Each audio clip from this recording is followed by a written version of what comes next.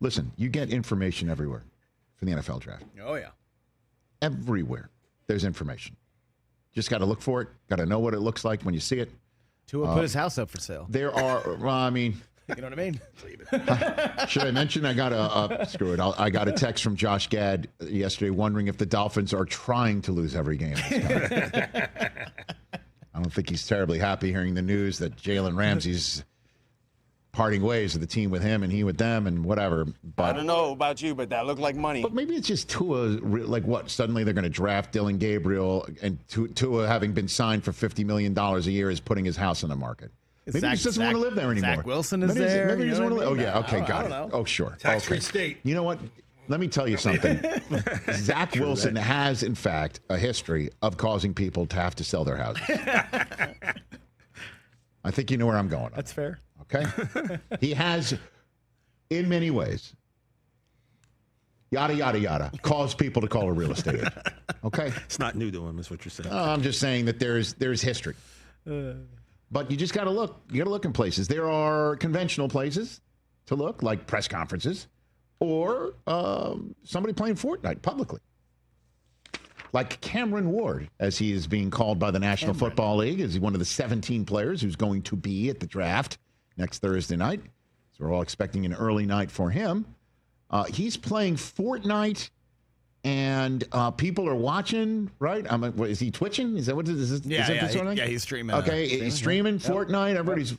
People are watching Cam Ward play Fortnite while answering questions.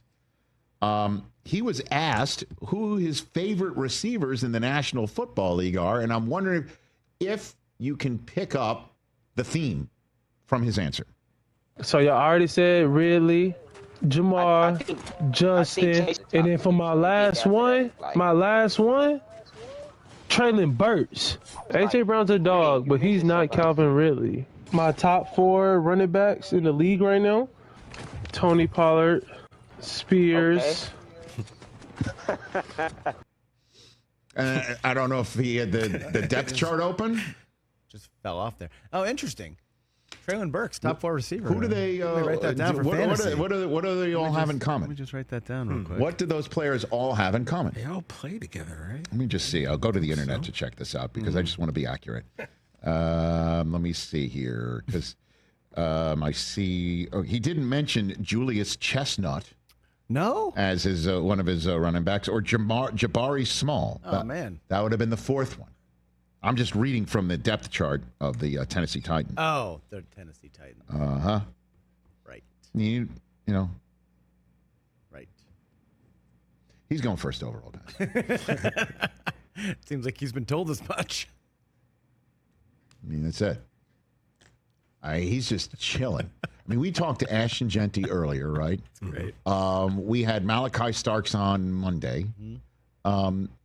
The one running theme of every single one of these prospects that we've been talking to in the last week, they are all, as a phrase that Susie and I use with our kids, is nervous-sighted. Nervous and excited. That's correct. Okay. They're nervous-sighted. You could see it. Like they want it to be over. Yeah. The whole idea of where am I going? How does this affect my life? Where am I going to have to buy a home or real estate or a lease or what have you? Who's going to be my coach? Who's going to be my teammates? It just hangs over everyone, and it's not their choice. Nope. And it is a lack of control that can be unnerving, but also exciting. Nervous-sighted. Cam Ward sounds not at all nervous. He's just excited. Yeah. And it's clear he's going to be number 1 overall. Mm-hmm.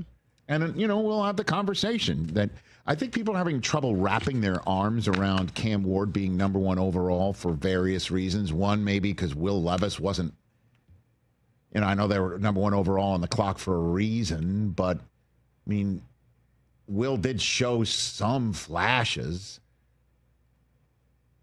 And like, you're looking at Cam Ward and say, the only reason why you take a quarterback number 1 overall is because you know for sure he is the man and that is it. And we are ripping the knob off and his ceiling is so huge we cannot turn it down.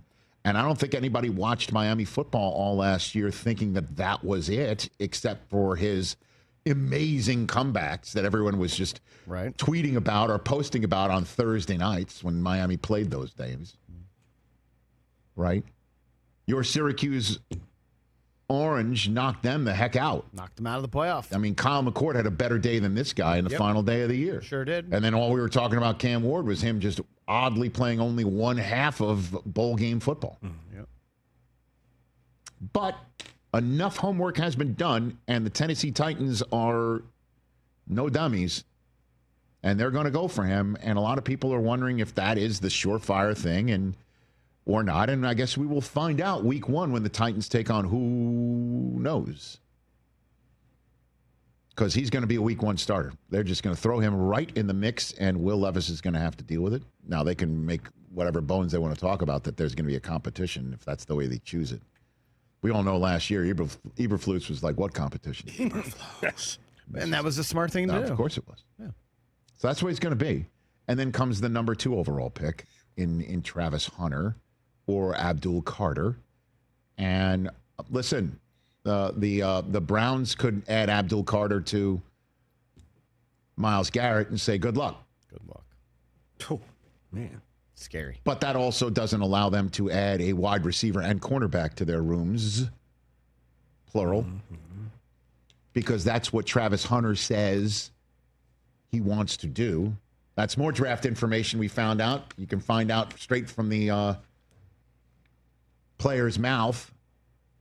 Now, this doesn't indicate who he's going to play for in the way that we saw Cam Ward talk about it on his Fortnite feed, listing all of the Tennessee Titans depth chart as his favorite receivers and running backs in the league. Travis Hunter, in an interview, gave this pre-draft information that basically says if you don't play him on both sides of the ball, he's not going to play. On the idea of focusing on only one position, quote, it's never what it would mean for him. It means never playing football again. I've been doing it my whole life. I love being on the football field. I feel like I could dominate on each side of the ball, so I really enjoy doing it. I feel very confident in myself. Competitive spirit. I put my mind to it. I feel like I can do it. And by the way, you bet. You bet, courtesy of CBS Sports, you bet. If you get him and you don't play him on both sides of the ball, you, I very rarely say this, are a moron. You called Mike a moron the other day. Honestly, I am. No, I don't usually call NFL evaluators or coaches or whomever. You're a moron. I'm different. He's that good on both sides of the ball, and let's see how long he can do it. Right? The truth. He's a young buck. Let's see how long he can do it. And at one point in his career, he will know he can't do it physically. I'll never forget this. Rod Woodson on NFL Total Access. Sitting with him, we had a young stud pass rusher. Sean Merriman of the San Diego Chargers at the time. Lights out. Came on and, lights out. That was his nickname. And what he would do after he sacked is he would just jump up and down, like, stamp his feet while making a motion with one hand on rubbing his inside of his forearm because he had a tattoo of a light switch. Yeah. And he was turning it on and off. Lights out, lights out, lights out. Rod Woodson looked at him and said, hey, man, at some point, you're going to have to give that one up. On the air. And Sean was like some young buck saying, what are you talking about? Like respecting Rod. Like, what are you talking about? And Rod will go, you will just be of a certain age where you'll just be dog tired after sacking somebody and running around all day, and you will not have the energy to do that. And I'll never forget that moment. Rod looks at this celebration, and he goes, you're going to have to cut that out at some point. Because at some point, you're just going to be an older man, dog-ass tired, without any energy for that sort of thing. And that's the way I look at Travis Hunter. At some point, he will look at that two-way thing, and he'll end up having to pick one side over the other. Maybe, dabble a little bit, have a Bo Jackson hobby on one side of the ball. But right now, he should say such a thing. I don't want to play football if you don't want to play me on both sides of the ball. Because guess what? I don't want to play for a moron. That's what he's leaving out. That's what he's sort of saying. Catch the Rich Eisen Show live weekdays from 12 to 3 p.m. Eastern on Roku Sports Channel in the U.S.